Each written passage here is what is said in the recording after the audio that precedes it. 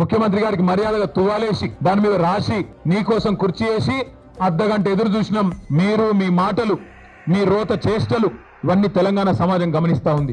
ఇవాళ కూడా తొడగొట్టిండు, సవాల్ చేసిండు రైతుల మీద, యువత మీద. ఎప్పుడు వస్తావో రా, కేసీఆర్ వస్తాడా, కేటీఆర్ వస్తాడా, రండి అన్నాడు.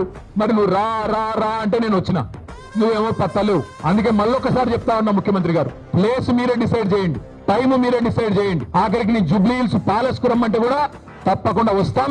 కానీ మీరు ఏ అంశం మీద చర్చ పెట్టినా మేము సిద్ధంగా ఉన్నాం.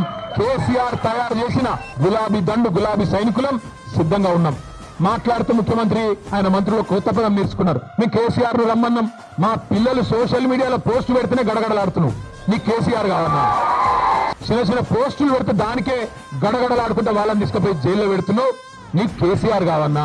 నీ లెవెల్ కు మేము చాలు, నీ లెవెల్ కు మేము సమాధానం చెప్పే సత్తా కేసీఆర్ తయారు చేసిన ఇంతమంది సైనికులకు మా పార్టీలో ఏ నాయకుడైనా నీకు సరిపోతాడు నిజానికి.